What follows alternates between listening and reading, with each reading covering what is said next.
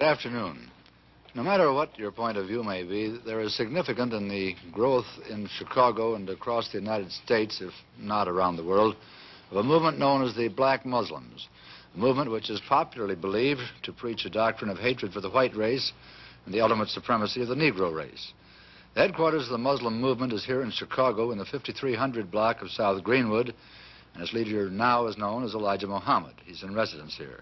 The most active person in the spreading of the Black Muslim movement is Elijah Muhammad's second-in-command, who calls himself Malcolm X. And Malcolm X is our guest today on City Desk. Across the desk, our panelists this week are NBC newsmen Charles McCuen, Floyd Kalber, and Len O'Connor. And Mr. X, may I begin by asking you, if you will please, outline for us the platform and policies of the Muslim organization. Well, the platform that the Honorable Elijah Muhammad, our religious leader, stands upon is the platform of complete freedom, justice, and equality for the 20 million black people, or so-called Negroes here in America. And he teaches us that because of the seriousness of the condition that our people now find themselves in, that it's absolutely impossible to solve our problems with means other than religion.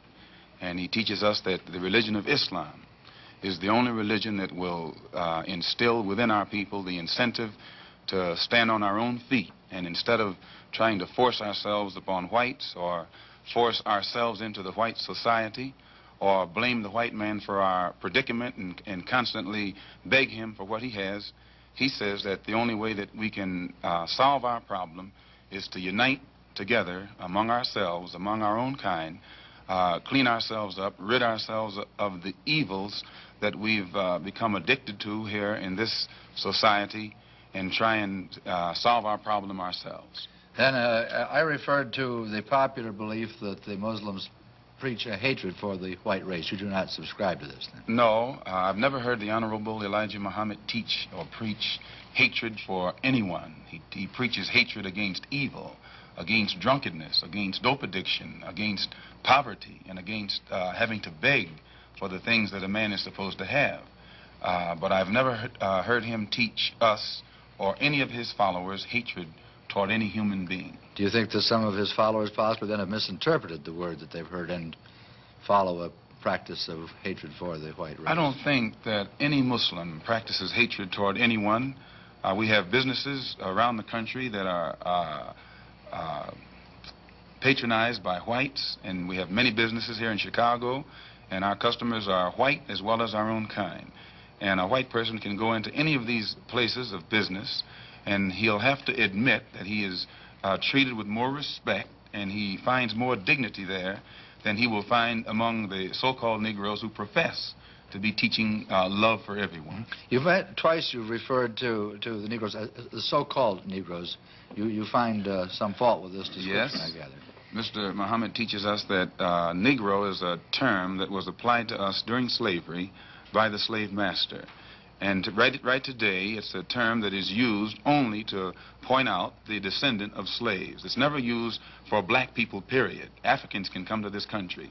They aren't called Negroes. And if they are called Negroes, they resent it. So if Negro meant black, as we've been taught, it would be a term that would be applicable to or pliable to everyone. But he says that it is something that means a slave, or something who is, it means something that has been left out of society, politically, economically, educationally, and otherwise. You don't think of it as an anthropological term? Definitely. It's not an anthropological term. It's a slave term. And it was a term that was invented in America and was used by the slave makers, slave traders, and slave masters, and attached to the property or the chattel or merchandise that our people represented in that particular day. Mr. O'Connor. What is your real name? Malcolm X. Is that your legal name? As far as I'm concerned, it's my legal name. Have you been to court to establish that I didn't have to go to court to be called Murphy or Jones or Smith. Excuse me for answering you this way. That's all right. If a Chinese person were to say his name was Patrick Murphy, you would look at him like he's insane, because Murphy is an Irish name, a European name, or the name that has a Caucasian or a white background. And a yellow person, Chinese is a yellow man, and he has nothing to do or no connection whatsoever with the name Murphy. And if it doesn't look proper for a person who is yellow or Chinese to be walking around named Murphy or Jones or Johnson or Bunch or Powell, I think it would be just as improper for a black person or the so-called Negro in this country, as we're taught by the Honorable Elijah Muhammad, to walk around with these names. And therefore, he teaches us that during slavery, the same slave master who owned us put his last name on us to denote that we were his property. So that when you see a Negro today who's named Johnson, if you go back in his history, you'll find that he was once his grandfather, or one of his forefathers was owned by a white man who was named Johnson. If his name is Bunch, his grandfather was owned by a white man that was named Bunch. Would you mind telling me what your father's last name was? My father didn't know his last name. My father got his last name from his grandfather, and his grandfather got it from his grandfather, who got it from the slave master. The real names of our people were destroyed during slavery. Was there any line, any point in the genealogy of your family when you did have to use the last name, and if so, what was it? The last name of my forefathers was taken from them when they were brought to America and made slaves. And then the name of the slave master was given, which we refuse. We reject that name today. You mean you won't even tell me what your father's supposed last name was or gifted last name was? I never acknowledge it whatsoever. Let me ask you about the status of Elijah Muhammad. First of all, is he ill? I spoke to him today. He is in better health than he has been. He's suffering from asthmatic bronchitis. Is that why he didn't attend your rally on last Tuesday? Yeah, the only reason that he didn't attend was his ill condition, and the weather here, especially on that particular day, was of such nature that it would have been almost insane for him to come. Well, now, did you hold that meeting last Tuesday because it coincided with the general election, the primary election? I think if you study the history of Mr. Muhammad's work and religious work in this country, we've had our convention on February the 26th every year for, I think, the past 33 years. Well, now, while you don't care to discuss your former name or the name that the slave master gave to your antecedents, it is a matter of record that Muhammad's last name was Poole, Elijah Poole. No, that's the name that his slave master gave to his grandfather or great-grandfather, but that's not his name. Well, his mother and father thought when they called him Elijah Poole that was his name. They didn't know any better. Well, if they didn't know any better or not, they thought that was his name. Yes, sir, but, sir... But what I'm trying to find out is when did he cease to be Elijah Poole and get to be Elijah Muhammad? In 1931, I think it was, in Detroit, he was taught the true history of our people and made aware at that time that he was wearing an English name, and by not being an Englishman, he looked out of place. And his teacher gave him the name that he's wearing today, Muhammad, Elijah Muhammad. All right, now when did he become what he purports to be in your literature, the son of Allah?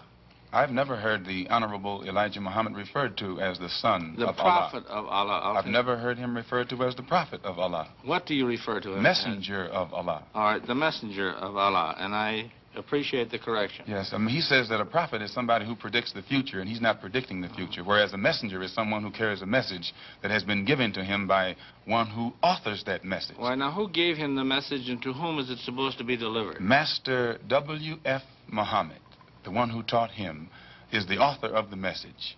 He gave it to the Honorable Elijah Muhammad, which makes him the messenger. And he's to deliver that message of truth and righteousness to the 20 million American so-called Negroes, which means he's to teach us the truth, which will awaken us, and then show us how to live a life of righteousness, which will automatically qualify us for recognition as human beings by all other righteous human beings here on this earth. Well, now, one other question. With reference to what Mr. Hurlbut asked you a little bit ago, you took a very moderate position of wanting independence without having any hatred for the whites. Do I understand that correctly? Hatred is not involved in it whatsoever.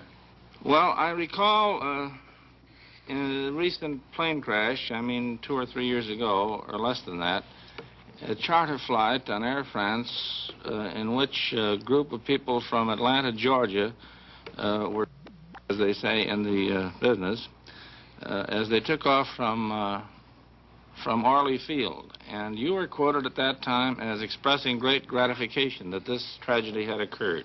Do you recall that? I recall it. What did you say? Do you remember? The press misinterpreted it and misrepresented it. What did you say? They said that it was made at a Muslim meeting. It wasn't.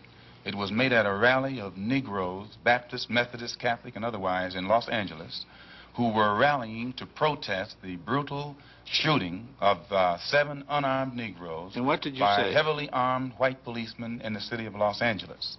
And because we are a people who have been taught by the Honorable Elijah Muhammad to never carry weapons of any kind, but to get on God's side and rely on God to fight our battles for us, at the time that these brothers were shot down so brutally, I pointed out at the funeral of the brother who died that God would step in and take a hand in giving us some form of justice for the brutal killing of our brother. And when the plane crashed in France, I pointed out to the crowd at this rally that this was an act of God showing his wrath or complete resentment over the brutal form of injustice that had been inflicted upon our poor unarmed brothers. Were you saying that, or do you believe that? At that time, Dr. Billy Graham was in a crusade in Chicago, and the press, your papers here in this city, quoted Billy Graham of also saying that plane crash was an act of God. And if you take time to check the newspapers, I think that you'll find that this is correct. But no one thought that Billy Graham was so wrong when he attributed the crash of this plane to his God. But when we say that it come from our God, then we're looked upon as being, outrageous. I know, but you took the position that this was a matter of satisfaction to you for an injustice done against you, and I think that that's a trifle severe. We did not think that it was a coincidence that 120 of the whites on this plane came from the state of Georgia, a state that has the worst record in the history of America for the mistreatment of black people in this country. Worse than Mississippi? They maybe are a little less, Mississippi is a little less hypocritical today than Georgia, but both of them are still practicing the same thing. Now the whites in Georgia bite Negroes with a smile, whereas they used to bite them with a growl. But they're still being bitten, and we don't think that it is any worse to be bitten with a smile than it is to be bitten with a growl. Mr. Kalber. While we're on the subject of Mississippi, what is your organization's position of what happened in Mississippi in the past 6 months? Such as what? Such as the James Meredith incident and the enrollment of him in the university. Well, the Honorable Elijah Muhammad wants justice for every one of the 20 million so-called Negroes. And to just take one Negro and stick him in college with the aid of 15,000 troops and at a cost of $6,000 is a disgrace. It's a waste of taxpayers' money. It's a farce. It's hypocrisy. Because if it's right for one Negro to be forced into that university, then every Negro in the state of Mississippi who is qualified has the same right to go to that university. And if the government is not ready and willing to enforce the right of every Negro in the state of Mississippi, then, in my opinion, sir, it's only hypocrisy to pretend that they are for justice by pushing one Negro in and blowing it up all over the world to make it look like they're solving the problem when millions of black people in that state are still going to segregated schools and getting an inferior education. Does your organization encourage members to attempt to enter schools that have been known as all white in the past? The Honorable Elijah Muhammad doesn't discourage us from attending white schools, but he does say that it is better for us to go to our own schools, and after we have a thorough knowledge of ourselves, of our own kind, and racial dignity has been instilled within us, then we can go to anyone's school and we'll still retain our race pride, our racial dignity, and we will be able to avoid the subservient inferiority complex that most Negroes have that is instilled within most Negroes who receive this sort of integrated education. Well, you have a private school operating here in Chicago, at least, and possibly elsewhere, and it's been a subject of controversy lately.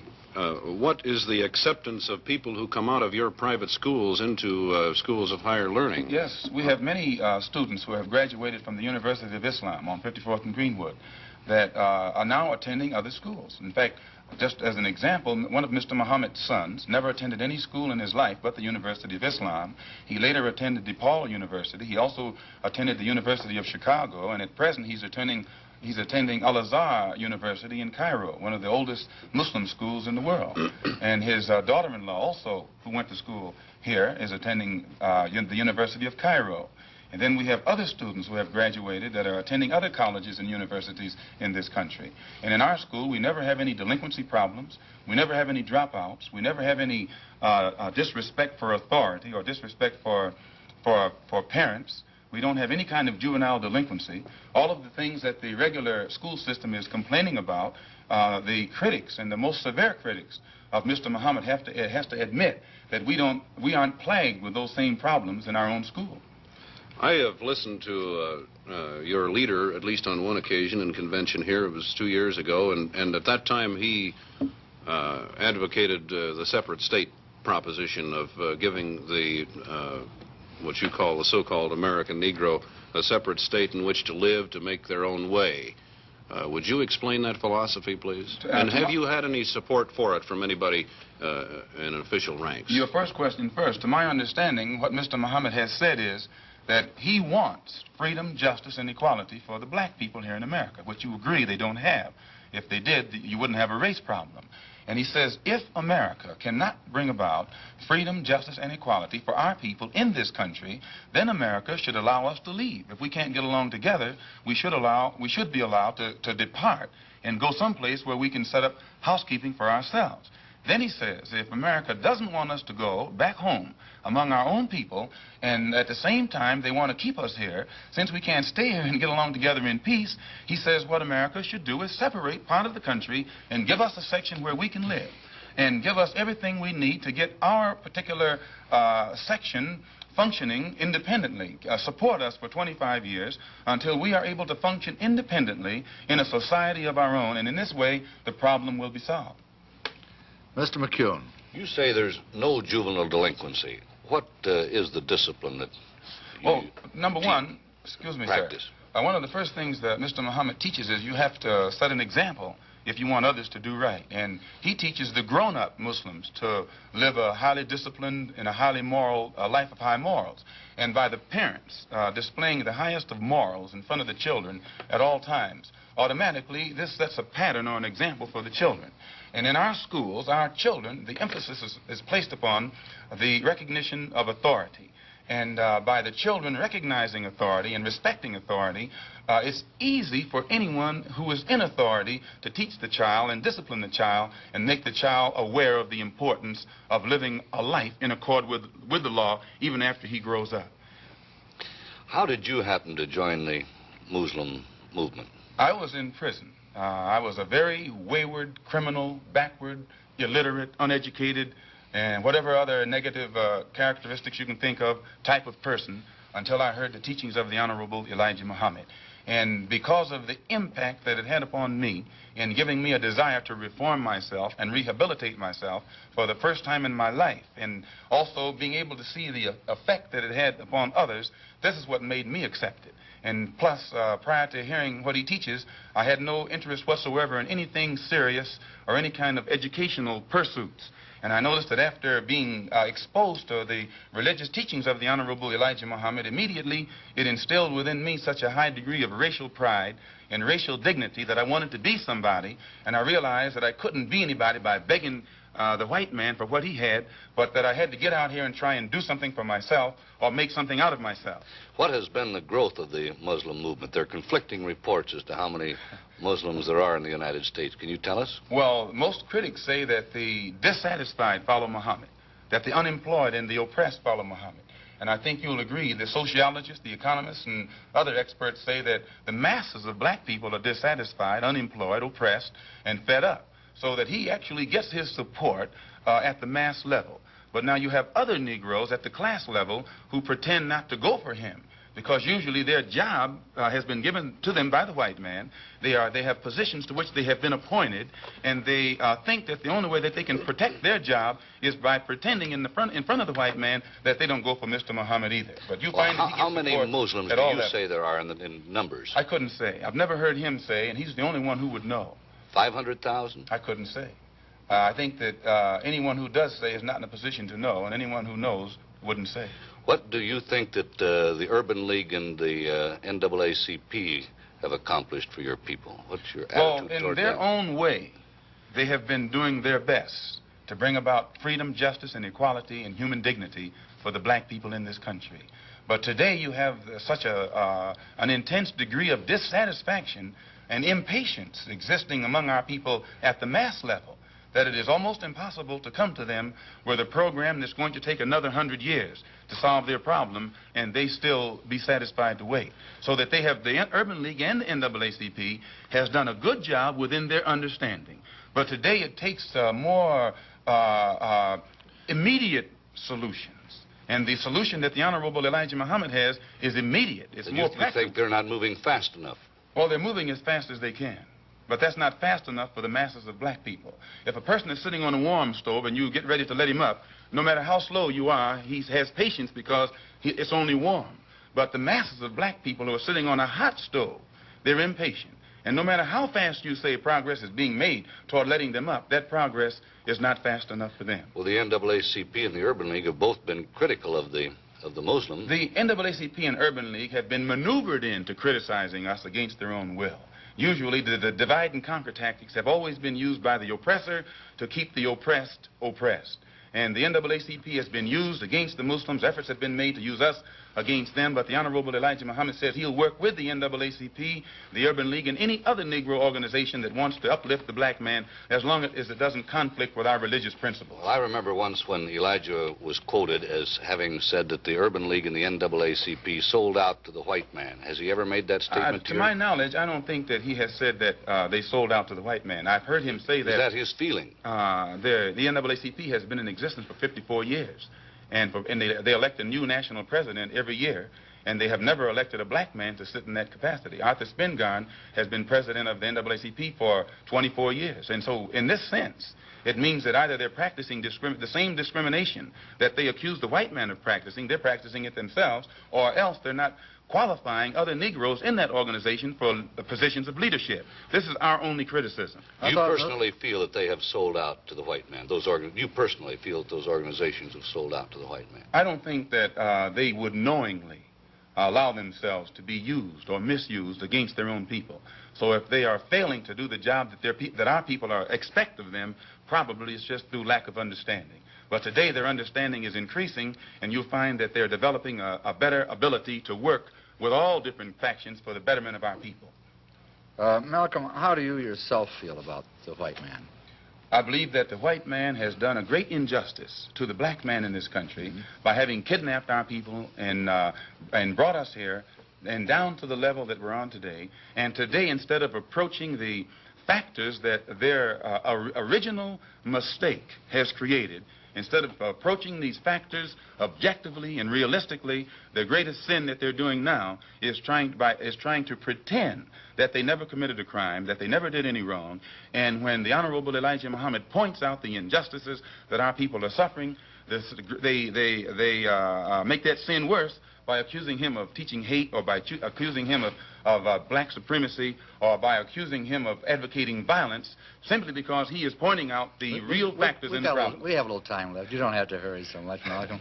You were born in Omaha, is that right? Yes, sir. And your family left Omaha when you were, what, 1 year old? I imagine about a year old. And why did they leave Omaha? Well, to my understanding, the Ku Klux Klan burned down one of their homes in Omaha. This made your family feel very unhappy, I'm sure. Well, insecure, if not unhappy. So you must have a somewhat prejudiced point of view, a personally prejudiced point of view. In other words, you cannot look at this in a broad, academic sort of way, really. I think that's incorrect, because despite the fact that that happened in Omaha, and then when we moved to Lansing, Michigan, our home was burned down again. In fact, my father was killed by the Ku Klux Klan.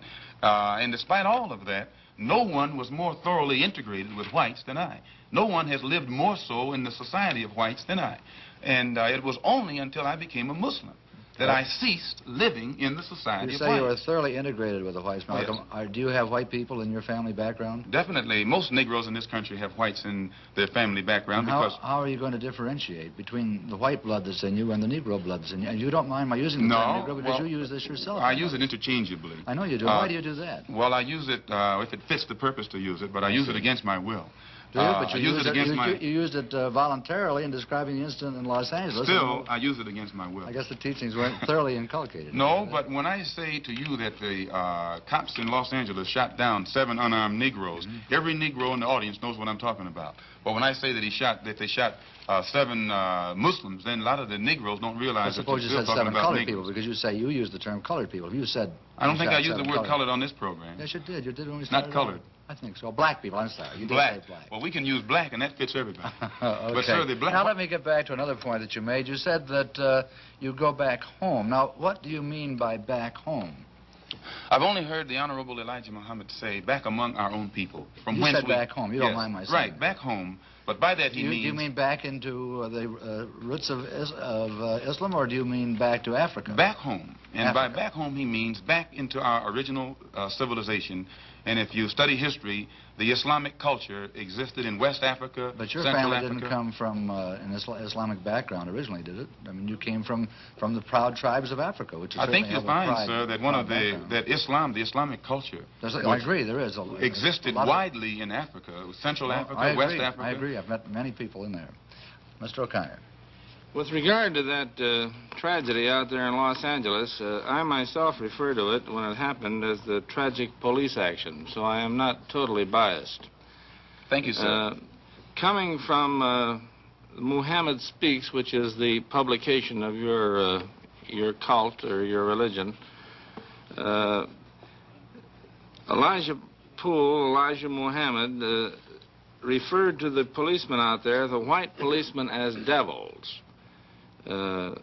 He said, there is no justice here for us black people. There is no future for us nor our children in civilized America. Doesn't that imply that you're going to get out, or that's his wish that you get out? If he referred to those policemen out there as devils, who were heavily armed and knew that the Negroes whom they were shooting down in cold blood were not heavily armed, I don't think that those policemen themselves would deny that they're devils, nor would any Negro who witnessed such a deed deny that they are devils. Well, about the other part of it, there's no justice here for us black people. There is no future for us nor our children in civilized America. And I didn't make that up. He said it in his own And he's correct publication. in what he says, sir. Well, what does it mean? Does it mean you're going to get out, or It what? means the same thing that Attorney General Robert Kennedy means when he says that the #1 domestic problem in America is the race problem, that it is almost impossible to solve it. It's almost impossible to give justice to Negroes. One brief thing further. I read also in Muhammad Speaks a quotation that Elijah Muhammad is the only person on earth who was on personal speaking terms with God. Do you believe that? Definitely. You do? We're Definitely. going to have to leave it at that. And Malcolm, I'm sure he's done a good job in rehabilitating you. It was a pleasure to have you on City Desk. I'm in Chicago for the next 3 weeks at the local mosque at 54th and Greenwood for a special lecture series.